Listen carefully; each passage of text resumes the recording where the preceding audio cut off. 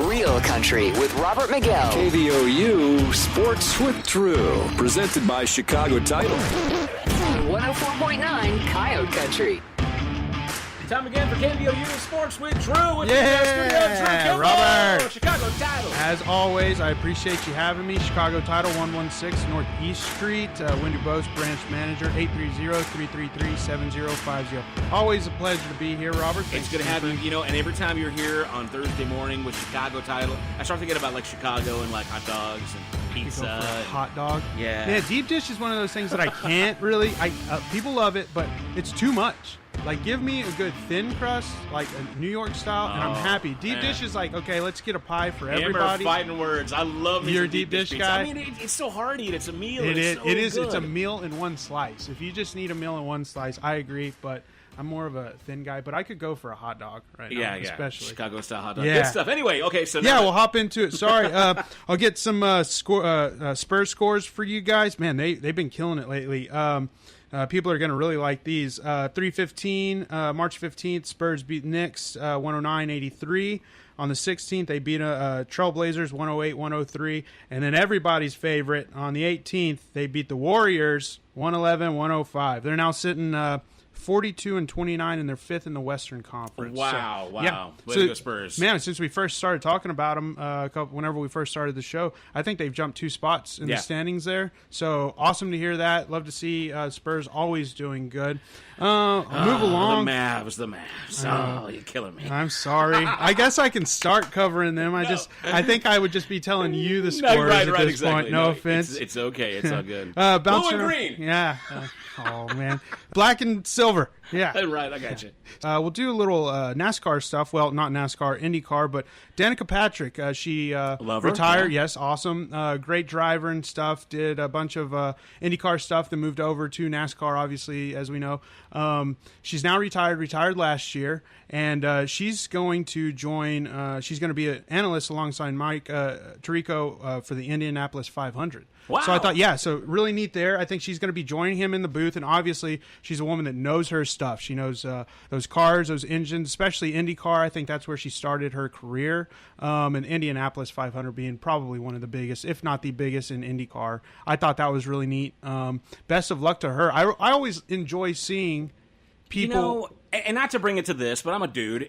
She's not hard to look at either. She's fair enough. Eyes, she is very, very beautiful. I can woman. totally see her being the TV. Yeah, being personality. And I always appreciate as a sports fan whenever people that are good on, on the mic and stuff, and they're extremely knowledgeable on the topic. See them in a booth to where they can give their own perspective that an analyst doesn't exactly have. They've never probably been in a 200-mile-an-hour vehicle with everything going on, how hot it is, how extremely... I mean, NASCAR is one of the most stressful things. People can say, well, you're just driving in a circle. But driving a vehicle at 200 miles an hour, 6 inches from another car or a concrete wall... Probably not the most relaxing. I mean, just the Sunday instruments, drive. The gauges, the velocity, everything. Oh, yeah. I mean, that's, and like you were talking about, I love it. I absolutely love it, too, whenever people that, sports figures, athletes, get on the TV. Football, we've got some... Tony Romo's gone in and done just an blew amazing. it up, didn't he, man? The guy is... He predicted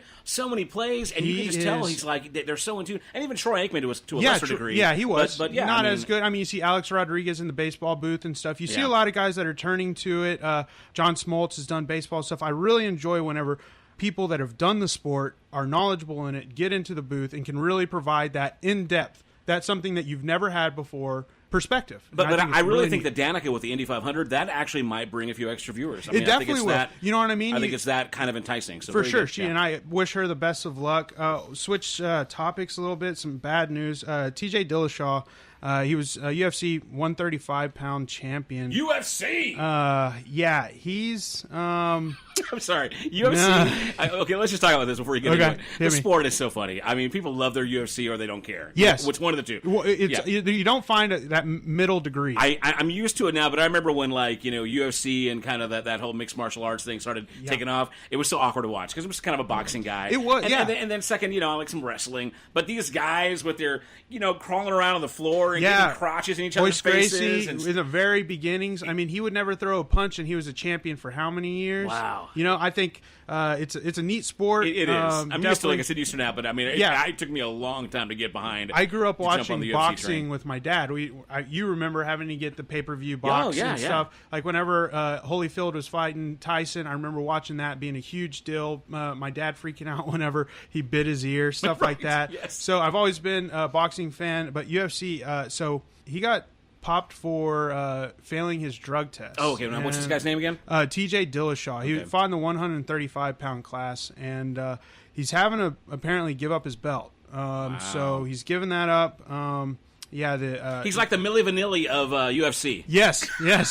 I guess turned out that it wasn't exactly true, So, and especially Robert in this sport. I mean, it's one thing to talk about steroids and say baseball or football. Baseball is one of those things. It's a little bit different. There's always going to be that asterisk next to like Barry Bonds and stuff. But whenever you start talking about legitimate sports where it's contact, you get into enhancing drugs like that. Like, it's bad news. You're putting something into your body that can ultimately make you really hurt somebody if it's not done right. So I like the fact that they police this so well. And I mean, obviously, you don't want anybody's name to be tainted and stuff like that. But I hope he's able to come back from it, make it right. I think he's got a quote here. While words can't even begin to express how disappointed I am at this time, please know that I am working with my team to understand what has occurred and how to resolve this situation as quickly as possible.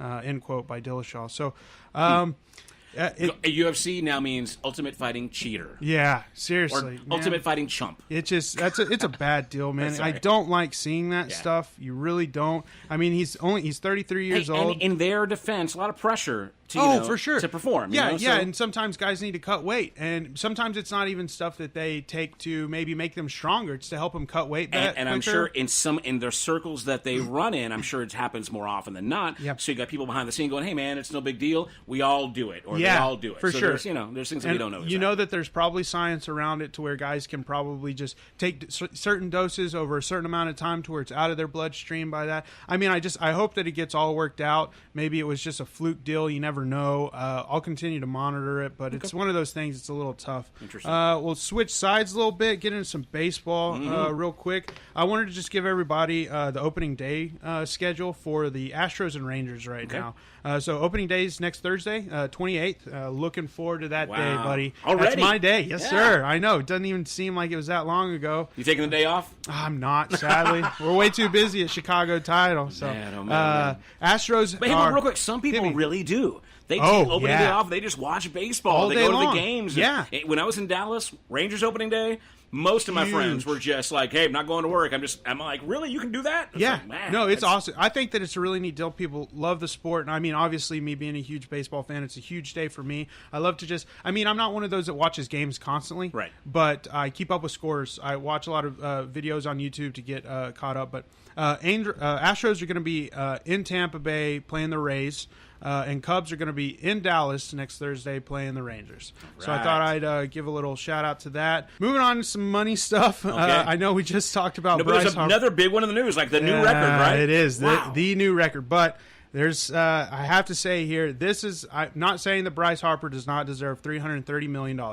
Mike Trout, he's with the Angels, signed an extension. I'll go ahead and say it. Nobody deserves $330 million. Fair enough. I understand. No matter what they're doing. I understand. Our president makes, $400,000 a year? For sure. So, come on. I think where the prices come is because of how much merchandise and how many people they can put into seats. So the Angels signed Mike Trout, who is, if you don't know baseball, he's the single best baseball player in the game. He might go down as the greatest. Wow. The guy is He's played in 7 seasons, Robert. He's finished top 5 MVP voting in 5 of those, and he's won the other 2. So the guy is unbelievable. Obviously, big deal. Unbelievable. Yeah. And he deserves that money. I understand. If somebody's going to get that kind of money, yes, he's the guy to get. Super stand-up guy, unbelievably nice guy, does a lot for communities. From New Jersey, there was kind of some hoopla about Bryce Harper was trying to get him to come over to the Phillies, and they were kind of the MLB thought about going after him, but Trout signed with the Angels, so he's going to be making a ton of money over the next few years. Lordy. Yeah. We talked a little while ago about some of the rule changes to the MLB, but these are kind of big things, and I had to cover it. Okay, yeah, get into it. So Start from I'm not going to cover everything. You can go look it up, but I wanted to cover some of the bigger ones. A real big one, so a lot of times you might have, Robert, on a couple of rosters, you might have what's called like a lefty specialist, a guy that might come in for one batter to face a lefty in like the 8th inning to set up the closer or something. Mm-hmm. No more. So every pitcher that comes into the game must face 3 batters, a minimum of 3 batters. That's not starting this year. That's starting in 2020. Let me go ahead and put that out there. But that's a huge deal because some rosters will have this guy that's in their bullpen that will only come up against like one team every once in a while, but he's very good at his job. Uh-huh. So nowadays, they're going to have to shape these rosters to accommodate more than, you're going to have this guy that's only going to be facing a lefty. But what if the next guy up is a right-handed hitter that hits lefties really well? Well, you've got to think about that as a coach. Well, do I put him in, 2 batters before the lefty? So this isn't going to come into play until the 2020 season, but that's kind of a big one. You see, these kind of things are the things that make baseball a much smarter sport than I'm willing to give it credit for. No, it is. I will say I mean, it's a compliment. Because there's so much strategy, just like you said, in picking the order of the roster, and picking who you're going to choose to pitch against, batter. I've been around the game for a long time. It's such a weird deal managing a club like that, especially at the professional level, to where you're not only facing, guys that are amazing. Some of them are the best at what they do in the entire world. And they don't fail very often whenever they're put in certain situations. So it's one of those things, man. As a coach, you might be thinking it's in the 1st inning, and you're already thinking towards the 9th inning, depending on how things are looking. There's a whole lot going on there. It's a crazy deal. Some other big ones, mound visits will be reduced from 6 to 5 during games beginning this year, and perhaps reduced to 4 visits in 2020. That's kind of a big deal. That'll keep the pacing a little faster, right? That's been a big deal. As Manfred, he's the commissioner, has been really. We talked about them adding the pitch clocks into that certain league out in the Pacific. They're trying to get new people into the game that have that do say that it's a slow game. Which I'm absolutely I agree. behind this because it makes me crazy when they stop. Some yahoo walks over, whispers to somebody. They rub each other's noses and hang out, and it's like, what are you guys doing? Robert, I've been. What are you doing I've here? been in plenty of games to where a coach will just walk out to do nothing, not even talk to the pitcher or myself, to give the guy in the bullpen an extra 30 seconds. Just so he can get warmed up. That's why those mound visits, or perhaps just to change momentum. Exactly. There's a number of reasons. Give somebody, have them calm down. But we want to watch the game. I know. It's one of those weird games. I'm a purist, so I love to see it still be this slow game, monotonous. It can be a really tough watch and stuff. But I don't know. It's one of those things. A funny one, position players will be prohibited from pitching in games that don't go into extra innings unless a team is ahead or behind by at least 8 runs. So sometimes we'll have like a guy that's playing first base, and the Rangers are beating, I don't know, the Cubs 15-0, and it's the 6th inning. So the Cubs will be like, well, let's go throw Anthony Rizzo at first base. Just let him throw an inning. He's never thrown one. Just it's mainly a joke and stuff. But MLB's like, that slows the game down. That makes it no fun. Let's get the guys in there that people want to see. So I can kind of agree with that one. Oh, yeah. Well, also, it's kind of insulting to the losing team, right? Yes. Yeah. Well, no. Usually it's a losing team that'll do that. The to save their arms. That way, since it's a lost game, coaches are like, well, this game's, these guys just didn't show up. So it's one of those things. Oh, yeah, that's kind of lame. That's kind of very defeatist mentality. And, no. That one does not bother me. Encouraging a team to play 100% of the time for 100% of the game is something I'm completely behind. I agree. Yeah, that's good.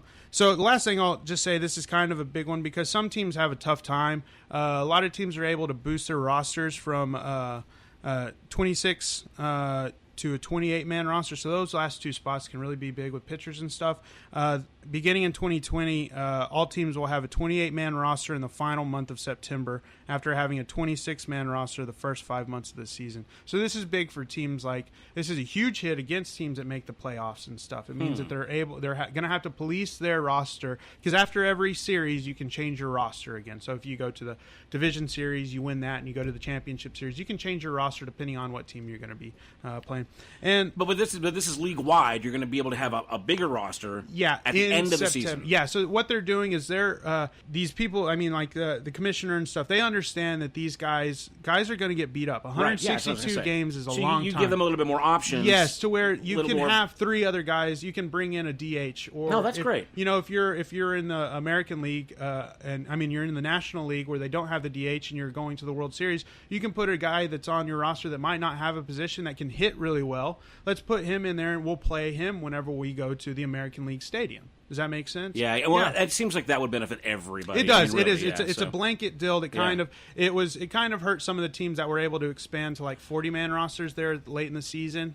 And you get to the end of the season, and when everybody's battered and beat up, and literally the most important games of the season at the end of the playoffs end up being hard to watch because the best teams are they don't have the options. Yeah, exactly. So I think that's a great idea. Yeah, too. it is. All right. And way to get progressive baseball. Yeah, guys. we're starting to move forward a little bit. You gotta suck me in next couple of years. All right. I like it. You're going to be an Astros fan, right? Man. Rangers forever, dude. Hey, Rangers are my second favorite North Texas team. guy, man. Always Rangers, always. Last thing, Robert, I'll leave with. I have a good buddy. He's from here. Born and raised. His name's Brooks Raley. I'm sure a lot of people have heard of him. He's been in South Korea playing professional baseball over there for a few years. I went and visited him back in the summer 2016. Huge deal over there. It's awesome to see him doing really well.